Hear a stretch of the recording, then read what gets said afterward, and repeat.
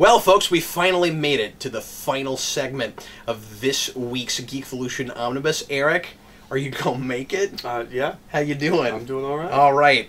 It is very late here. We're gonna run through a bunch of news, as much as we can do in 30 minutes, and then we're gonna answer a few of your questions. Eric, are you ready to get blowing through this? I'm ready.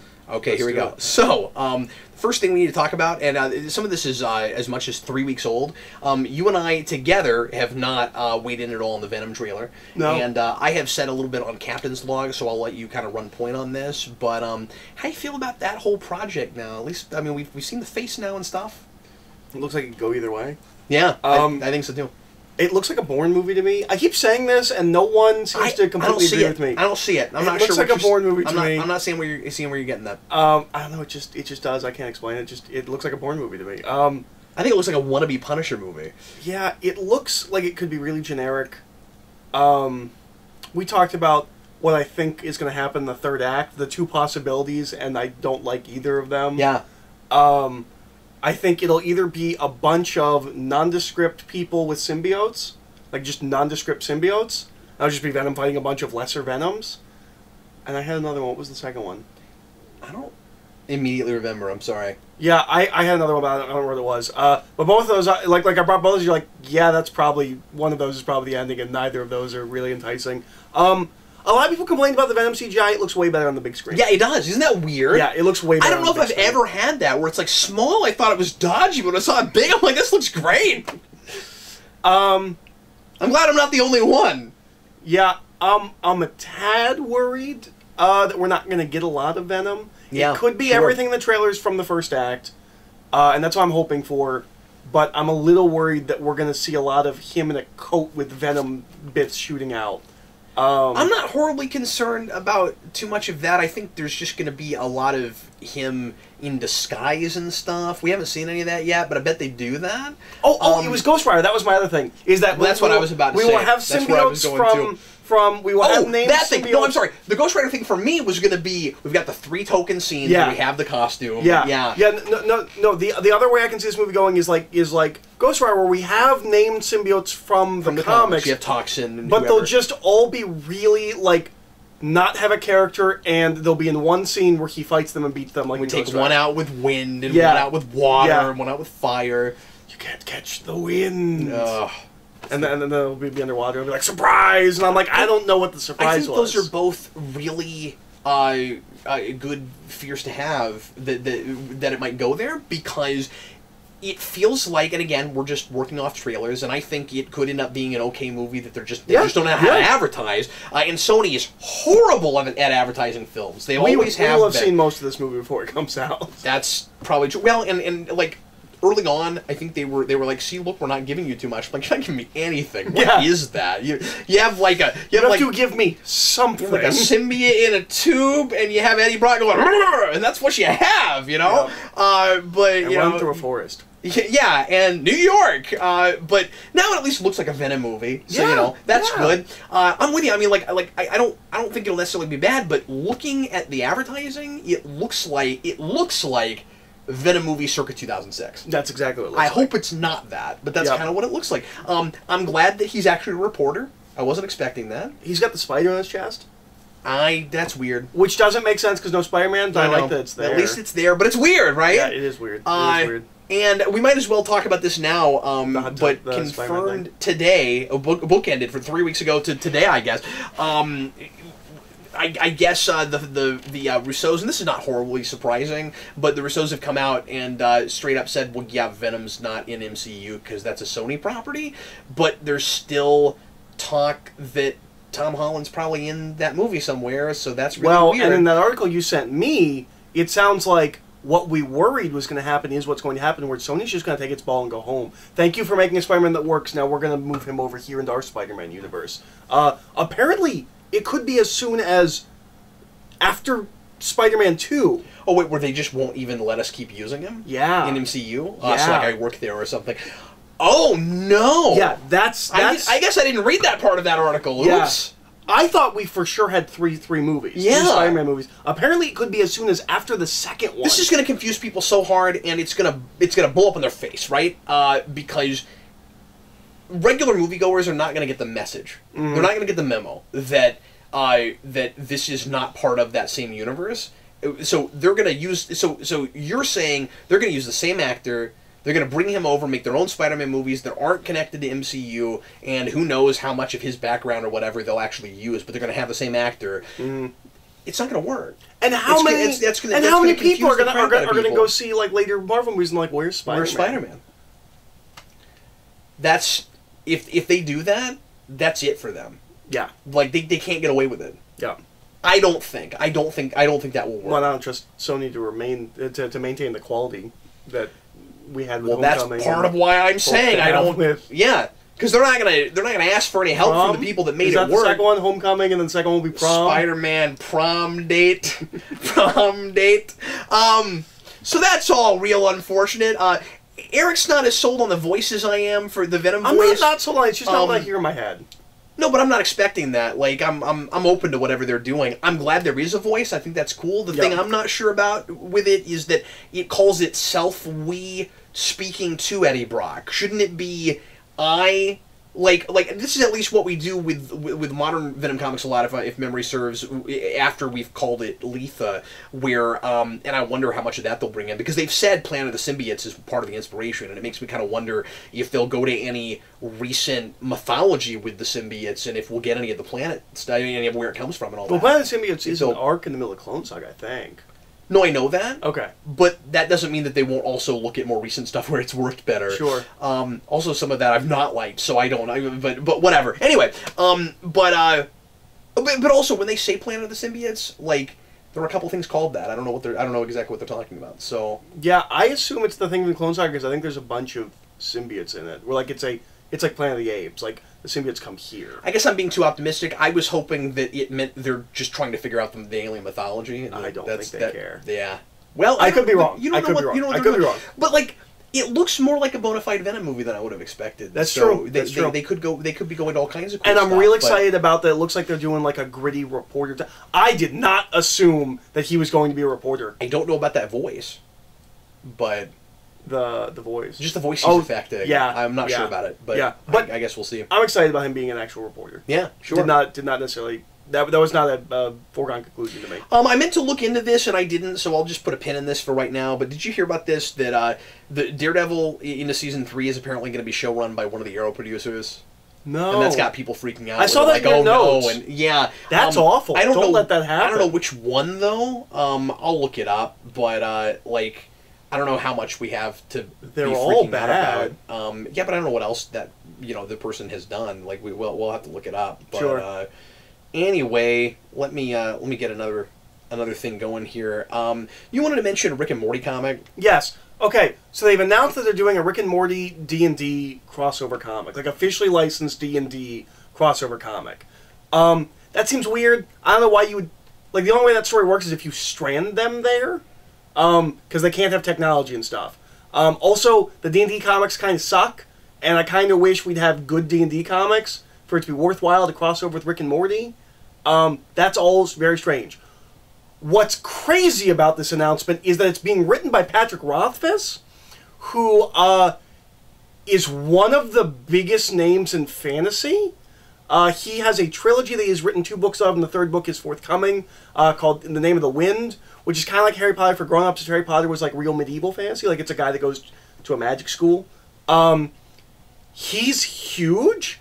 And he's kind of got the George R. R. Martin thing where people are like, so it's been a while since book 2. When is the last book of this trilogy coming out? And then just out of nowhere, he's writing a Rick and Morty Dungeons & Dragons comic. That's crazy. Like, that's... I don't know why people aren't reacting to this or talking about it. It's crazy that he's writing just this random Rick and Morty Dungeons & Dragons comic. Like, he's a really big name. And, like, his first novel, he started writing in college and continued to write for 9 years before he finally published. Like, he's a perfectionist. Yeah. Interesting. Yeah. That's random. Yeah. Like, I expected it to be Jim Zub, who's been writing the D&D comics. Nope. It's one of the biggest fantasy writers working.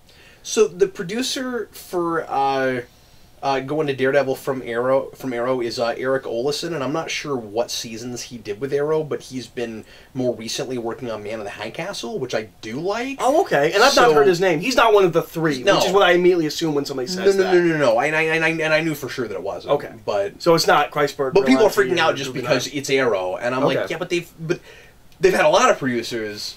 And Brian Fuller worked on co-executive is different from executive and like main and like showrunner and stuff. So there may not be any reason to be concerned about that. And you love Man in the High Castle. Yeah, I mean, I've only seen the first season, so I don't know where it goes after that. Next thing I wanted to mention is something that has been known about for a little while, and I just missed the boat on. And I don't know how many people are going to care about this, but it's a big deal to me. Tom Hanks is going to play Fred Rogers in a Mr. Rogers movie, and it's not a straight-up biopic. And it's funny because the director came out, I forget who's directing this, but the director for this movie came out and was like, well, it's not a biopic, because when you think biopic, you think life story of a person, and I tend to say biopic whenever I'm talking about any like true story movie that's about a person that actually lived. But I guess it's not actually accurate, is it? That's actually a biopic. I mean, I tend to think of that as a biopic. I guess really just with a historical cutoff. Like at some point it becomes historical fiction before it's a biopic. But like if it's just about a guy, like I think that's fair. But I guess it's not a biography. Tom Hanks is the perfect pick. Yeah. I'm so excited about that. It's really cool. He's been doing a lot of these kinds of things lately. He was a brilliant Walt Disney, and he just loses himself in these things. It's really cool. And but it's still like very much Tom Hanks. It's really cool how he does that. And anyway, this is going to be a movie. They're going to start shooting in the fall, so I think it probably comes out next year. And it's called "You Are My Friend," which is the name of one of Fred Rogers' big songs. And it's about a journalist who in 1998 was hired to do was supposed to do a profile piece on Fred Rogers, and thought that Rogers was kind of just putting on an act and that it wasn't actually the real him, and he learned a lot from the experience, and it kind of changed his life, and that's such the right way to go. Yeah, no, absolutely. And everybody working on it is making a big deal out of how great the script is, and that's awesome. I'm really excited about it. So anyway, and there's also a documentary coming out in June called "Won't You Be My Neighbor" that is going to be in some theaters, and I hope I get to see it. Oh, that's awesome. So that's really cool. But anyway, Fred Rogers is kind of a personal hero of mine, and the Rogers-a-sons. Excited about that. Yeah, it's really cool. Okay, so I don't know if this is rumor territory or news territory. There's been talk about Kevin Feige maybe wanting to, or maybe eventually could end up be running Star Wars. I kind of just wanted to bring it up because this is not news. It's not like it's happening. I just want to bring this up as like where maybe we should just weigh in on whether or not we think this is a good idea. The real news is that he's come out recently and given a lot of street cred for Star Wars. Yeah, I read this interview because he talked about it was mostly about the influence Star Wars had in him constructing the MCU and things like that. And that's been reposted everywhere. It was like a big deal that he put that out. But like he talked about how like he said the thing that no one ever says.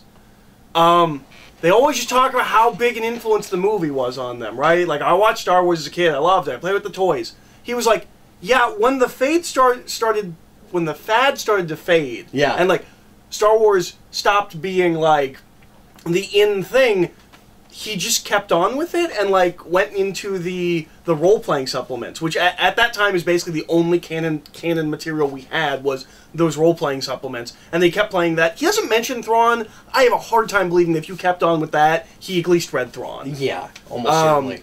Well, and the article I looked at claimed that he kind of got into the superhero thing because what he really wanted to do was Star Wars, you know. That wouldn't surprise me that wouldn't surprise me at all. Yeah. So I think if he were to leave Marvel in capable hands, that's a great idea. Obviously, trying to run both is stupid. Yeah, he can't do that. That would be wild. We talked about this, and the thing is, he announced that they have films planned out till 2025, which everyone freaked out about, but I was like, I'm really surprised they only have films planned out to 2025. Same here. But if they have an idea of what's going to happen, now is the perfect time to leave. Because someone else can come in, and there's already an overarching structure for the next couple of years, and they can kind of learn the ropes and get their feel, and then after that point, they'll have complete control and they'll be settled in. Yeah. That makes a lot of sense to me. I can't find anything. I couldn't find any articles because I went and looked into this, and that's how I found him talking about it. I did too, which is why I almost didn't even bring it up. I hope it happens. Yeah. Star Wars needs it bad.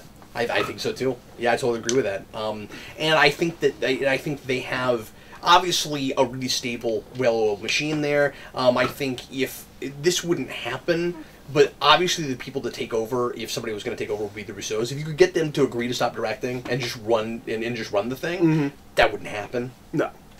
They're not producers, the directors, so I don't think that they would want to do that. But we have an Avengers 4 set photo that suggests time travel. Which I haven't seen yet. You only told me about it. I didn't actually see the picture. Oh, I'll try to find it for you. Do you want me to try and find it so your phone doesn't... No, okay. we should be fine. Okay. I hope. We should be all right. But anyway, it's got Ant-Man and Captain America and Iron Man with Captain America in his Avengers suit, and it's like on the street in New York, and it looks like they're back at the end of Avengers.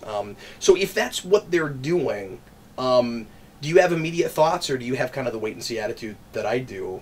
I'll wait and see. I know there was rumors last year they put out a teaser image for Avengers 4 with a purple-gloved hand going like this, and I can't tell if he's making 4 with his finger or if he's just reaching and like the thumb's just kind of hidden, but there was speculation that might be Kang. If there's time travel, it might be Kang. That's one of them. Oh, interesting. I mean, it's that suit. Yeah. Yeah. It does look like that's probably what's going on. But it doesn't look like any kind of like flashback thing or whatever because, unless they just haven't done... Because Ant-Man wasn't there. Why, I was going to say, you'd think that there would be makeup with Tony Stark where he wouldn't have, gray hair and stuff. Mm-hmm. I mean, it's also possible that he just ditched the black outfit and that was the only outfit on hand. He's done that before. Sure. When he went back to the first Avenger outfit at the end of Winter Soldier. That's fair. So, not necessarily... It doesn't immediately mean that, but, no, I like the possibility of time travel versus we're just going to use the time stone to reset the previous film. Yeah. Like, that suggests that there's going to be some larger scale stuff, and I love the idea of Kang, although I do think we would have heard about Kang.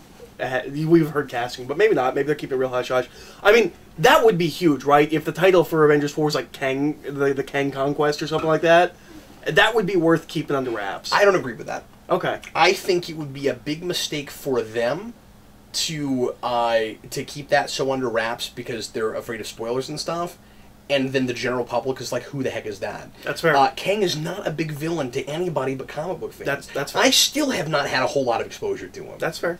Like, I get that to you and Dan, that's a big deal. Not to most of us. Well, but neither was Ultron. I mean, people didn't love that either. It didn't keep that all hush-hush either, you know what I mean? No, I mean, it's a different situation. It's, Well, sure, absolutely, but I don't know. I'm trying not to have, like, a you better blow my mind with that title kind of attitude. Like, I don't want to be fanboyish about it. That would be dumb. But at the same time, I just don't see how it's not going to be something real spoilery. Because we've waited so long to get it. But Avengers 4, how we get everyone back from the dead. That's hilarious.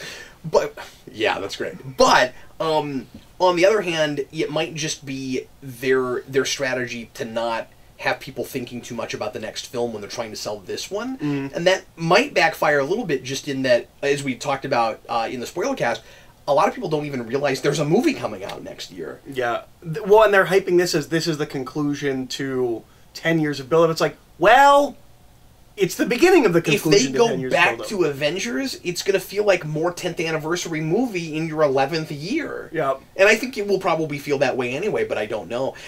So you wanted to talk about the Hotel Artemis trailer. I finally looked at that. What did you think of it? It's not my thing, but I think it has potential to be really, really cool. It looks like someone... To me, it looks like someone watched John Wick. It's about a prison. It's about a prison for bad guys. No, it's a hospital. I'm sorry, for a hospital. That's what I meant to say. Yeah. It's getting late. It's about a hospital for bad guys. I guess it's a hotel. It's Hotel Artemis, but it looks like a hospital. Well, they also mention a hospital, so, like patching people up. But anyway, yes, it's a hotel. I don't know what I'm talking about. Anyway, the thing I'm excited about with it is that I love the lead in that a lot.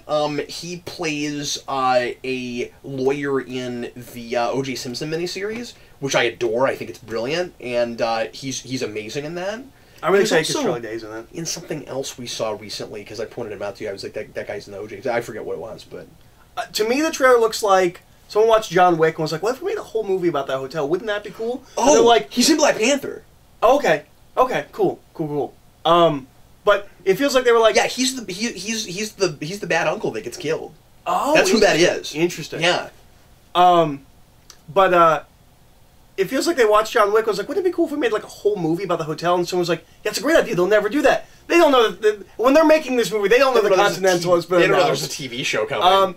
It looks like a lot of fun. It looks like it could be in the John Wick vein of kind of crazy action. I'm excited for it. Is cool. Batista's in it. Yep. Charlie Day's the big one where I'm like, oh, I'm glad I'm getting to see Charlie Day, because I was kind of worried. Goldblum is in it. Yeah, Jeff Goldblum's in it. He looks Yeah. great. It looks fun. It looks really cool. Yeah. We've got time for a few more things, Eric. We need to talk about this. And by the way, I did not repost, and that's why part of the reason that I'm really glad that we're doing this new format for putting out the omnibus videos, because I wanted to worry about this again. Mm-hmm.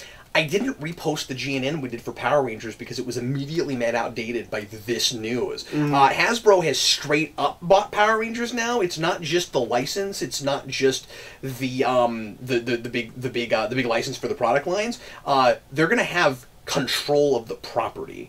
We did a GNN that was about the future of Power Rangers. Well, who knows now? We didn't even foresee this. We talked a little bit about the action figure side, but like we had no idea that somebody else was going to be calling the shots for the series moving along. I want to think this could be nothing but good news.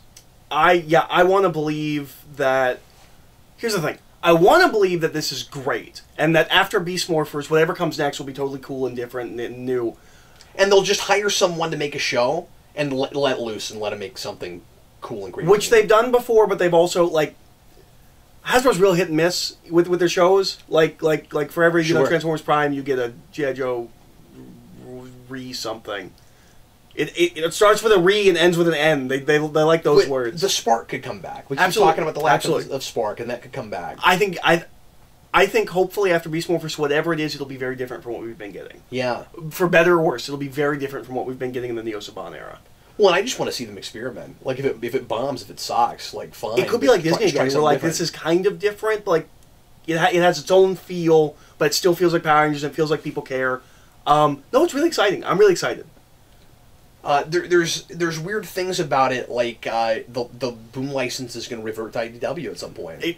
That must happen. Whether they keep the continuity or not, I would love it. I would assume that happens. Yeah, I would love it if they. I would love a reboot. Yeah, yeah. But and after Shattered Grid, I'm afraid they'll feel like they can't because it's so big. We'll see. What or happens at least it was with 25. I mean, like, I don't know if people stick on it. Yeah. I could see it losing people, and we keep talking about this with Shattered Grid, but they had no idea how big 25 was going to be, and if they had known that, they would have made something that was a lot more accessible and easier to bring people in, because you read Go-Go number 9 and you are lost if you and something faster paced, I would think. Yeah. If you know if it was going to be a big hit, you wouldn't stretch it across a bunch, but you would try to get done in 3-4 months. It would be a miniseries. Yeah. It would be a 6-issue miniseries, I would think. Yeah. Yep. But no, it is exciting. Did you watch the Teen Titans Go to the Movie trailer? Yes. I think it looks fun. DC does Deadpool is kind of that is kind of what it is. That's true. Specifically because they're doing the... But, you know, everybody always talks... Can I say this? Everybody always talks about how horrible that show is. I've never watched it. All I know is what people have told me about it. I saw a trailer and thought it looked funny. People hate it because it's not the old Teen Titans show, and it's that thing where, like... Oh, okay. I also never saw that, but that's not why I mean, so I don't have that bias. Yeah. But, like, it's obviously a comedy. Like... Yeah, but people are annoyed that it's a comedy. Yeah, okay. Because they're not getting their Teen Titans, and they canceled Young Justice for it. They canceled Young Justice for that show, and that's not good. Yeah. And that was the thing, is that show comes out when we cancel Young Justice, Green Lantern, and Beware the Batman. Everyone's like, oh, so we can't have sophisticated superhero. We have to have this stupid 11-minute comedy show. I've seen things that look legitimately funny. There's... I think it's Starfire has a movie Bane like plush figure in her bed. Oh, I didn't notice that. It's just like movie Bane. I don't think it's in the trailer. It's just like a clip I've seen at some point. Okay. She just has Bane in her room. I like. It looks like they upped the scale of animation. Like it looks like they try to make something. You know. It looks funny. I love that the Deathstroke shows up, and they're like, "Hey, Deadpool." Yeah. I like that they're now also doing the referencing. Like Deadpool's talking about the DC movies. They're kind of talking the other way. But Deathstroke is I can't think of his name now because it's super late. But he's Lego Batman. It's Will Arnett. Oh, is it? Will Arnett is Deathstroke. That's hilarious. But no, it looks like it could be funny, and I also think it's funny that because that show. I understand why people hate that show. It's just I don't have the experience with it and stuff. So like I'm gonna go see that. I think it looks funny. And that show is aware of its reputation. I've seen a clip that circulated when it first came out where the characters in that show watch the original Teen Titans cartoon and get super angry that it just ends and there's no finality to the end of the show. That's hilarious. No, they seem real self-aware, and I kind of like the plot of the movie seems to be we want to be a more traditional superhero show. Like we need to go fight bad guys. Yeah. It looks fun. I don't know if I have to see it in theaters, but like it looks fun. I mean, I will because this is what I do. Yeah. But like if I wasn't doing this, I probably wouldn't. I mean, you don't have to go. I will probably go. Yeah, like I'll probably go see it. But like, if I wasn't doing this, I would see it, but I wouldn't be dying to see it in theaters. I don't think it was smart to release it theatrically. I think it will bomb. It should be a direct. It should be directed to DVD. But then, would we have heard about it or cared? Word of mouth. Yeah. And so many of these things, I mean, I end up buying a lot of pretty much all the direct-to-video things. That's true. That's true. No, I would have, but just general, yeah, sure, probably not. Sure. Okay, we're just going to talk about one more thing. There's a couple other things here, but we talked about all the Venom things and everything. The birthday party is being moved up, and we're moving on. You wanted to mention, yeah, you wanted to mention the new Star Wars Resistance show. Oh yeah. We should mention that, and then I want to talk about the Star Trek movies. Sure, sure. So let's do that. So they announced that they're doing a new Star Wars animated series that is going to be 2D. Yeah. The image that they showed isn't super inspiring. No, it's. But they said it's going to be anime styled. It's going to be set in the sequel trilogy era, but before Force Awakens. Before Force Awakens. At first, I thought it was going to be a Poe Dameron show. I'm like, why is that the only character we can do anything with? It sounds like it has the potential to maybe and be they something... promised Phasma. Ooh. Yeah, and both of the actors come back to voice the characters. It sounds like it has the potential to be something of a new Star Wars Rogue Squadron. Like it sounds like it's a fighter-based show. It's pilots. That's right. He made a big deal out of dogfights and stuff. Yeah. The showrunner, yeah. I like that as a different direction of just like, okay, so the last show we tried to do the Jedi thing, setting it between movies, and like they had to contrive a lot of ways to get lightsaber fights and things like that. Sure. What if we just don't do that at all? What if we just do the fighter pilot thing? Well, That's sold before. We've done video games, novels, and comics. But we're also doing a lot of experimenting right now to see if people will buy into Star Wars without Jedis. Yeah. I'm vaguely interested. I don't have a lot of faith in it, especially because it's still Dave Filoni. I liked Rebels quite a bit when I watched it, but like, it's still Dave Filoni who ran Clone Wars and Rebels, and like, I don't know about that. Kind of ready for new blood. Yeah, I'm kind of ready for new blood. It at least gives you a sense of the quality. Like, I don't think it'll be much worse than Clone Wars or Rebels. And I like both of those shows, but like, I mean, I think it'll be of similar quality. I hope. Because based on the art style, I was like, oh no, they're doing a comedy thing. 2D is nice. I don't know what it'll look like. I also think it's kind of funny that they call it Resistance, because we just had Star Wars Rebels, now it's Star Wars Resistance. Yeah, it's basically the exact same thing. But that's a good point. No, I think that's cool. I'm still, boy, I wish we'd make a Star Wars thing about anything anyone cares about. Can we finally go back and do Jedi and Sith stuff, like or I don't know, like. It'd be cool to go way back. Yeah, that's what I want. That's what I want. Is the way back one. Or give. I mean, they wouldn't do it the way we would want it, or give him a legacy. Like go. Yeah. You would do that because that handcuffs you moving forward. Do Star Wars Beyond, man. Like I do like an alternate universe Star Wars that's kind of like legacy. Just say it's not in continuity. Yeah, Who cares? Yeah, exactly, exactly. I guess people care, but yeah. Or I guess they think people care. I guess they think they can't do out of continuity Star Wars. They should. Like, it would be so cool. No, it's just, like, I like they're doing something different, but at the same time, I'm like, yeah, we are just handcuffed, aren't we? Like, because they don't know what they're doing, so they can't say, like, because that's what I realized, right? Like, is that, like, I was complaining that we didn't have all the stuff leading up to Force Awakens. They don't know what happens between between Return of the Jedi and Force Awakens. And if they did, whatever was planned, Rian Johnson came in and had his own ideas. Like, we know that J.J. Abrams had ideas, and Rian Johnson went his own way. Yep. They can't set things between they couldn't set the things between those two movies because they didn't know. So yeah, I just think it's interesting. I like the idea of a fighter pilot Star Wars show. So I want to talk about Star Trek. We do some Star Wars, now we'll talk about Star Trek, I guess. So there That's the only reason people debate about them, right? They both have Star in the title. That's it, man. There's nothing else. If it was called like Galaxy Battle, no one would be like, are you a Galaxy Battle guy or a Star Trek guy? Well, it's that and it's popularity of franchises, and it's the fact that there at least at one time were such different kinds of people that seem to be into one or the other. Yeah, that's fair. That kind of thing. I mean, a lot of the rivalry had to do as much with differences as it is with similarities. But sure. But you're right. It's always been the Star thing, which is why when I was a kid, I got Star Wars things for Christmas when I was more of a Star Trek fan. So there are not one but two Star Trek movies in the works now. You know about this. Yes. The Tarantino thing is apparently still going forward. We'll see if it actually comes to fruition, but they seem to be talking about it much more seriously now. They're going to be developing it almost simultaneously with the fourth.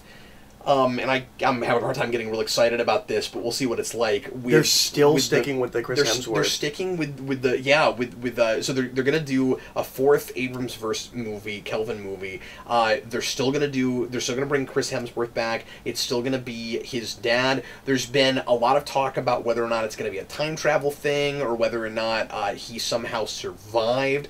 My bet is on time travel for two reasons. A, how do they get away with Chris Hemsworth playing Chris Pine's father? I don't see it. Yeah. You got to do old man makeup. I don't see it. Secondly, Star Trek 4. Star Trek 2, we did Wrath of Khan. Star Trek 3, we blew up the Enterprise, just like Search for Spock. It's a better movie than 2. It's not the exact same story as that, but I look like I'm partying waters right now. 4 is the time travel movie. Time travel will be in that movie. Well, the way they're talking about the Tarantino thing, it sounds like it's going to be the last one, the Kelvin-verse. No, that's not what I've read. It's unrelated. Well, that's what I heard, but it sounded like, and that's going to be it, and then we'll start working on this other thing. Oh, you mean that? Oh, I've seen. You mean that 4 would be the last thing in the Kelvin-verse? I mean, I have no idea if they'll make any more after that. I think they're probably going to have more of a wait and see attitude on it. I haven't read anything about that. That's just the sense I was getting, but like. The sense I got was that they were two completely unrelated things, and that Tarantino's movie simply happens sometime after 4. Well, the thing is that they kept saying like Tarantino's film could open up like a whole universe of films that could be possible, kind of a thing. So they may not want to do any more Kelvin after that. Yeah, I'm against the idea of doing time travel if that's a moving forward series because it starts with time travel. Like that's how that timeline starts. Sure. You could do something interesting as an ending. Yeah, I mean, it would be cooler if somehow it branched us back into Prime or something. Yeah, it reset itself back to... I mean, that'd be really cool. Yeah. Or if we rebooted yet again into whatever this Tarantino thing is. I don't hate that idea either. It would be cool if they were somehow connected, but they're talking about it like they're not at all connected. I also don't need everything to be in continuity, especially because I don't understand Star Trek continuity anymore. It's a mulligan. We're totally out of everything. I mean, like, Discovery makes so little sense fitting with anything that and because you were asking me, well, is it possible that Tarantino is in Prime? No, and the reason it's not is because of the weird TV and movie rights thing. They're not even going to touch it. They're not even going to mess with Prime. You don't think so? I don't think so. I don't think there's any chance. My hope, fingers crossed, is that... I think it'll be another reboot that's not connected to anything. What if it's your 25th century thing? Well, it could be, but it won't be Prime continuity. I mean, I guess it's possible they say that it is. It's just that... What's the TV show going to do? They have this weird... They're stuck in the past. They have this weird thing where it's like, we can't do any TV stuff in the movies, and we can't do movie stuff in TV, but it's like, but it's kind of all Star Trek? I don't see how... And the TV show looks like the movies? I'm so confused about that whole thing. And it fits about as well with them as it does with actual Star Trek. It's because of the way Tarantino keeps talking about it also. He keeps talking about it like it's this real heightened, stylized other thing. That could be interesting. It could, yeah. And I saw... Or at least is the sense I get from it. He's hush-hush, of course. We don't have details. I saw reports that said he's directing it, but then there were other reports that didn't mention it at all, and I wasn't sure if that was confirmed. So it's not, as far as I can tell. I can't imagine he's... Because we still know he's not writing it. So I don't know that, but... I have a hard time believing he was going to direct it if he didn't write it, but maybe I'm wrong. And well, then what is he doing? Just pitching? Yeah, it's just his story. Is it just a pitch? Yeah. Okay. But it could be interesting if he directs it, especially if he had like a sense of like, I know the story I want. I don't write Star Trek, so I need someone else to write it, and like I'm sure he'll work on the touch it up a little bit. Also, I didn't see anything about being rated R. Did you see anything about it being rated R? Not with the because a lot of people seem to be assuming that. Originally, that was apparently in his pitch. Oh, okay. Whereas like, whatever he did, it would have to be rated R. Okay. Which is another reason I'm assuming it's probably not Prime. Sure. But that's just my speculation. I could be completely off base, but that's my prediction anyway. It could be really cool. My prediction is that it is R, and it will not be related to... And that's why I think it's possible that they have two franchises running concurrently. They might be looking at Fox. Yeah. They might be looking at the X-Men thing. Well, and Tarantino could turn out to be like a Seth MacFarlane thing, where it's like, yeah, he keeps saying he loves Star Trek. Oh, he really does. Yeah, and he gets it. Yeah, sure. So, we'll wait and see. It's all really interesting. What if he does it like a horror movie? Like he goes back to the TOS stuff that you talk about, where it's like it's real eerie, and he's like, I know. He's like, what if we made that? Face is scary again, and it could be great. I don't want to live in a world where I hate Star Trek on television and love it in the movies. I don't want to live in that world, but yeah. And as much as I liked Beyond, I'm concerned about doing one more and that it'll be awful. You know what I mean? Like, I'd hate for that to die on a high note, because Beyond was really good. And it's not directed by Lynn this time. It's a female director. So we're making a big deal out of first female director for Star Trek. S.J. Clarkson, who did some Dexter, I don't know what season. Did some Bates Motel. She did some Jessica Jones. And she did some Jessica Jones, and she did some Defenders. Yeah.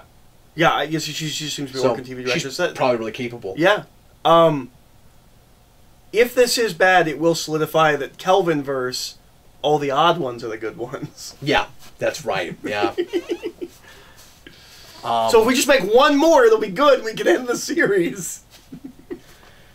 One more after this one? Yeah, one more after this one. No! Oh, no, this one was bad. Okay, so there's a rule, and so we can make one more. And that one will for sure be good. So, what we like to do at the end of the Captain's Log is letters pages. I might start splitting the letters pages into even their own separate video. We're work in progress here at the Geekvolution Omnibus. We just need a better name for it than letters pages. To go with Captain's Log, if it's one video, it should be like, I don't know, transmissions. Pad with questions on it. I don't. Yeah. Somebody just walks up to us with a whole bunch of pads and lays them all out one at a time. We have to Captain Janeway that. Has one of the questions. 15 minutes on the clock. Let's answer some questions rapid fire. The first one comes from Ben Lorinowitz, who left a super chat on my Captain's Log a couple weeks ago, and I missed it. And I didn't answer his super chat, and I sent him a message about it, and I said, I promise you I will do your super chat on letters pages. So this question is directed just to me, and won't really affect you, Eric, sure. Because it's you know, it was on a show that was just me. Sure. Because it's the Captain Logan show. But anyway, if you had most shows the Captain Logan show. I love here in Geekvolution, it's par for the course. This is hard. I don't know how to answer this question. Okay. He threw me out really a curveball, and I've known about this question for 2 weeks. I still don't have an answer. If you had to give up one of these things, all things Star Trek or all things comics and superheroes, which would you choose? Oh boy, that's a great question. Isn't that a great question? That's a killer question. When he says give up, does this mean you have to like quit cold turkey, or does it like erase it from your world? Yeah, let's suggest there's not any kind of supernatural mojo with this, and it's just not give up one for the other. I feel like I have an answer for you. It's Star Trek, right? No, I was thinking comics. You don't think so? No. Wow. Well, interesting. Well, professionally, that's compromised. Some of that's the professional thing, yeah, sure. But like, if How you gave do up comics, you just go read all your Star Trek novels and experience other things. Go outside. I'm concerned. I'm concerned about. Well, he thinks I'm very pale. It's true. Here's the problem with that though. I'm also thinking about new things and what's currently coming out, and I'm sorry, this is just me. Star Trek sucks right now. Sure. And how do I give that up for not going to the Infinity War sequel? And you've seen all the good Star Trek so many times. It's in here. Yeah, that's true. I wouldn't forget it. That's impossible. But I feel like, gun to my head, it's probably Star Trek, and then I would just cry forever. And also, can I have the DVD sets? I mean, you're giving it up anyways. And also, this is not really happening. I mean, if this happens. But also, what's kind of unfair about this question is you're talking about one franchise versus a bunch of franchises I love, right? So, Star Trek and Batman would be hard. You're saying Star Trek and Batman and Spider-Man and all Marvel and everything, Superman, and Tick, and I don't know how to do that. Yeah, no, Star Trek versus Tick would almost be hard. I would take Star Trek over Tick probably, but that's hard. Yeah. So yeah. What a great question, though. Brian Uhl, what do you guys want? We'll have a lot of Infinity War questions. And by the way, I saw that in the comments. There are folks that were kind of upset with us with the Infinity War spoiler cast because we didn't talk about more like speculative things and where things are going, and we wanted to save that for here, and we wanted to talk about more of what was actually in that movie. Hard movie to talk about because in some ways it's kind of half a movie. Brian Uhl, what do you guys want the title of the next Avengers movie to be? Also, how much of a chance do you guys think Infinity War has of staying at the top of the weekend box office when Deadpool 2 comes out? That second one's a great question. I've been wondering about that myself. Deadpool takes top, right? I think so too, yeah. And I think it'll slash that, but it won't matter because it already reached $1 billion. Did it really? Yeah, it did. Oh, fastest movie to get there. Well, no kidding. It was like what, 2 weeks? Yeah. Week and a half, something like that. Mm-hmm. I want it to be called Kang Dynasty because I want it to be about Kang. I assume it will be Infinity Crusade. I don't think it'll be Gauntlet. I think it'll be Crusade. I think we call it Infinity Crusade. I don't have a speculation, and I can't tell you what I want it to be because I don't know what the movie's going to be about. It's very difficult for me to even hazard a guess. I'm going to pitch if they're undecided. Somebody suggested Avengers Forever. I think that's hilarious. If it's undecided, I'm going to pitch. So half of all your friends are dead. What do you do now? I'm gonna pitch that one. Let's just go with all your friends are dead. Dear Thanos, it's Tony. It's just called Gauntlet. Yeah, I don't have a great answer for it. I'm just so curious to see what it ends up being, and I'm still surprised we don't have it by now. By the way, they're all coming back. It would be really funny if it was just Avengers 4. yeah. Untitled Avengers sequel. Tyler Thompson, what Marvel Comics character do you personally think is overrated? Different answers than 10 years ago. Because I used to would say Wolverine. You know what's funny? I think technically Deadpool is still an answer. It does not irk me like it once did. No, because he's not... It's not like it was in the late 2000s or the late aughts where it was...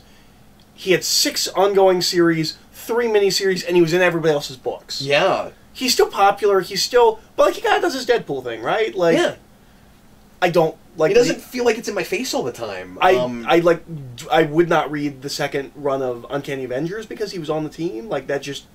I can't believe in the Avengers team with Deadpool. Like, that's not an Avengers team, but that book's over now. Yeah, and initially my big thing was Captain America wouldn't go with a serial killer, and then it turned out that Captain America was a, wait for it, serial killer. So, Oh, that's a good cover for that. Yeah. Oh, that's great. Yeah. That makes perfect sense. That's great. It kind of works. Yeah. I don't know if they actually did anything with it. Maybe I'll go try those. But I thought of that retroactively. I was like, oh, wait, but we're talking about Hydra Cap. I can't make the same... Yeah. And he sponsored him. Cap gets him on that team. And he's Hydra Cap at that point. If he deals with that at the end of that run... We just don't know it yet. Where like, Deadpool's like, oh, so I'm only on this team because Cap was... That could be cool. It could be cool. I mean... I don't know. Yeah, right now, it's just nobody Squirrel can go away. but I think her book's already canceled. I only know Miss Marvel from Champions, and there she's horrid, but I've heard that's not at all what she's like in her book, so I can't really complain about that. Yeah. I'll just go with the Champions. Just in general, I was so angry. I was flipping through some book. I think it might have been the last issue of Miles Morales, where I'm like, and the Champions show up. Way to ruin it. Like, no, they just...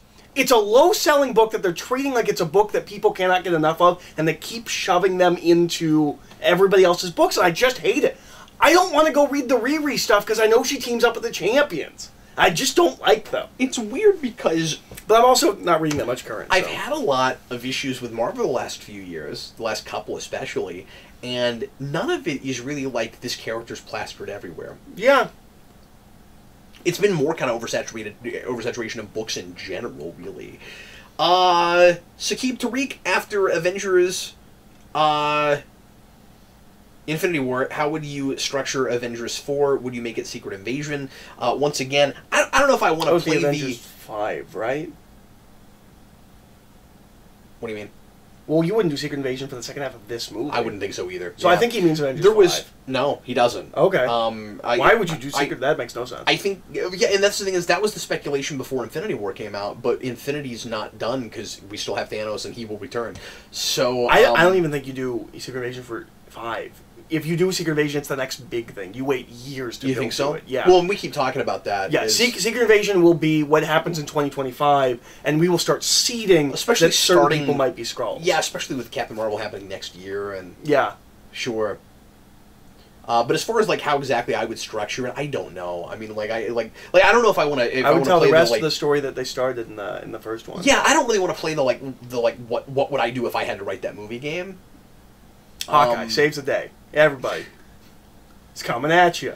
The main thing I want is for as much of that to stick as is humanly possible, and for it to not feel gimmicky and not feel like a big cop out. Yeah.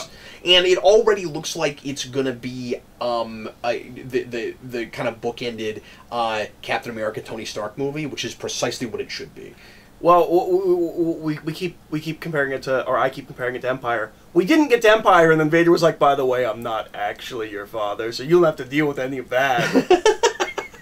5 more minutes, Eric. Andrew Cotter, how important do you think it is that a sympathetic villain's point of view can be logically defended? And do you think it's possible to make a villain's argument completely flawless without painting the protagonist as a villain? And we have a lot of those kinds of questions because of the Thanos thing. Here's the thing. We talked about this. We're going to be broken camera records. We did, yeah. Okay. So, but we have dealt with this before. The sympathetic versus your villain does not have to be sympathetic, and that has ruined villains for cinema, comic books, everything. Your villain has to be believable and understandable. Hitler was a real person. Genghis Khan was a real person. They're not relatable. They're not sympathetic, but I believe that they got to the places that they got. They're not empathetic. Sympathetic in literature means something. Sure. It's dictionary. I've said this a million times, but dictionary definition sympathetic is simply that I buy that they got that way. Well, then yes, that's all that means. So yes, your villain should be sympathetic. He doesn't have to be empathetic. I do not have to like him. And it also can sometimes be fun to relish in not liking him. Yeah. I don't have to understand him. I just have to believe that he believes what he believes and that he got there. Yeah. Once again, the obvious go-to is Joker and Dark Knight. Yeah. Don't understand that guy at all. Completely fleshed out three-dimensional character. Mm-hmm. Totally buy that he got that way. Yeah, yeah. Ra's as well and begins. Yeah, right. Not so much with Bane. His question continues. I don't know how much of this I actually want to read because we have some other things that we're going to want to get through. Oh, you know what? I do want to read this because that's part one of that. Let me finish this because I have something I really want to respond to with this. He says one of the issues in Infinity War was that his motivation seemed very flawed and ill-informed. I had that as well. As technological advancement and proper social policy could easily allow for universal escape from the Malthusian trap, even if he's correct that the universe and its resources are finite, and this is interesting, I had not thought of this, meaning he can't just magic up more resources for everyone, as even rearranging reality would still require enough atoms to rearrange for universal accommodation, which arguably wouldn't be feasible in this situation, and I'll add, especially in this universe because it's so science-based, his approach doesn't seem very thought out. And then he says, Then I realized that none of the villains we all praise for being such effective and interesting villains have arguments with much of a leg to stand on. Killmonger and Black Panther, Joker and Dark Knight, Vulture and Homecoming, Magneto and Everything. All of these villains have either reasonable or understandable motivations that upon closer inspection don't hold much weight. That said, I realized how difficult it would be to improve these villains' arguments without making the heroes out to be either close-minded or at worst the incorrect party in the conflict. My response to that is that those villains not ultimately having a leg to stand on is about the psychology and about how ultimately at the end of the day it's more about how they feel and how they're lashing out at the world than it is about the actual ideology that they have. And so they hide behind an ideology. That's what we don't have with Thanos. Now, I'm not saying that everything has to be a formula and that Thanos is magically brilliant. And makes perfect sense to me if only he's more like Magneto, where he says one thing, but really he's just about revenge. He's just lashing out against the universe. Where there's with all those characters, but the Joker's different. But with character, Killmonger is this way, and I think he's very solid. Yeah, I agree. He's a guy who. Remember that at the end of the day, like Killmonger believes a lot of what he's saying, and he thinks he can solve all the world's problems very simply. He gets to that place because he's had a break from reality. He's had a break from his humanity, and what he really, what he really is at the end of the day, like Magneto, is just that child lashing out against the world that didn't grow up properly. Yeah, we just don't know enough about Thanos' background to know if that is a factor or if it's something else. That's it. Yeah, like Magneto doesn't not have a leg to stand on. He's a fanatic. Right. I believe that he believes the things he believes. And I believe that he would do the things that he does because he believes those things. I believe that he got to that place. I don't have to... Like, it doesn't have to be a flawless ideology. Most ideologies aren't. Good or bad. No one is 100% consistent all the time or completely understands everything about themselves. So, like, I just have to buy that Magneto gets there. Yeah. And also that the writer understands that he doesn't make 100% sense, or that not that he doesn't make sense, but that Magneto wants... There's a contradiction in the character. Yes, yes. The writer understands that Magneto believes that he is altruistic and trying to stand up for villains, or villains for mutants. But that's not actually his But in reality, driving he's motivation. kind of lashing out because he sees humans almost as like Nazis as well, right? Otherwise, as I said... This is what happened to me, so I'm going to make it happen to you. Yeah, otherwise, like I said in the re-review I did for X-Men, he would have put himself in the machine. Yeah, yeah, yeah. Let's do a couple more real fast. Sure. Brendan Stewart, Magpie, thoughts on fan fiction? I have a knee-jerk reaction that I just immediately dismiss it, and that's really unfair. So do I, and it's not fair. Yep. Yep. I got to be more careful about that. But the problem is, like with so many things, especially when you don't have any kind of quality control, the good ones are just really few and far between. Mm-hmm. And fan fiction very often, if it's serialized, has the same problem that a lot of webcomics and just comic books in general have. You'll have a really good series that goes on for a while, and then you never get another chapter, and you don't know if you're ever going to see it finished. Especially if those people actually make something of their writing. Like, yeah. they can start a series and then like they become a novelist and they never come back. And part of the reason I don't write fan fiction is because I have that... I try not to be prudish about it, but I'm like, well, I should be writing real stuff. I have the exact same thing. And like, what's the point it's of a wasting thing my time? I know I can't say, but it's all practice, and yeah. It's fun. And what is the difference between that and role playing? And I used to do, and it's weird because I used to do email role playing, and it's the same thing. It's just fan fiction with other people. Yeah, you know, y'all just pick a character and you go back and forth. But yeah, we're getting a lot of the variations on the sympathetic villain question, so I'm not going to read all these because there's a lot of it, but I guess this will be our last one. I wanted to do one more Infinity War thing. Connor Shelton, do you feel as though the post-credit scene to Infinity War somewhat undercuts the ending of the film itself, beyond the fact that, and I also wanted to bring this up because some folks were upset that we didn't talk about this in the spoiler cast. We just didn't, I honestly didn't think about it. Beyond the fact that we know certain characters will be getting future movies, and Avengers 4 will undoubtedly undo the events of Infinity War, of course, to put it simply, is there any emotional resonance to the deaths that occurred in the movie, primarily those that were a result of Thanos wiping out half the universe? For apparently most of the population, yeah. People seem to really, even if they intellectually understood, like, well, they're not going to stay dead, it resonates with people a lot. I don't have that because I've been at this game too long, but I can't. And also because we know Infinity Gauntlet and we kind of expected it. I can't with the performances. Peter really hits me. I didn't cry, but Peter really hits me. Yeah, it's just such a good performance. It's going to be weird living in a world for a while where this is on video, but we don't have the next one. Mm-hmm. Well, and I don't. To go to the first part of that question, I don't understand how the end credits would undercut it. We see more people die, and we know Captain Marvel's coming. We didn't. Is it just we weren't duped into believing this was the last Marvel movie. Is it just that there was kind of a joke with Nick Fury? Is that what he's getting at? I'm not. Yeah, I don't know. I got to have my solemn moment with Thanos. I got to watch half of everybody die, and I'm still watching half of everyone die. Like, but it's like 30 minutes in between the end of the movie and the end credits scene. Like, is hope undercutting it? Is that the point? Yeah, I don't think so. Yeah, I don't know.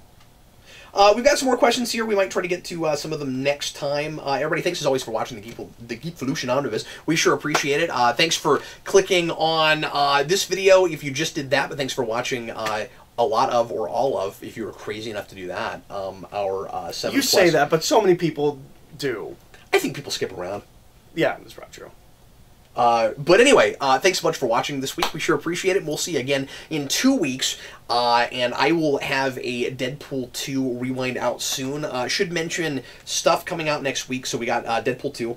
We'll be talking about Batman Ninja is coming. Batman Ninja. We're going to talk about that. And our featured comic series for next time is going to be the last 2 volumes of Mirage Ninja Turtles. We're finally going to knock the rest of that out. And we will have finished one. Yeah! We'll have gone through a whole series. It's very exciting. War. Are you excited? I'm very excited because I've always wanted to read that.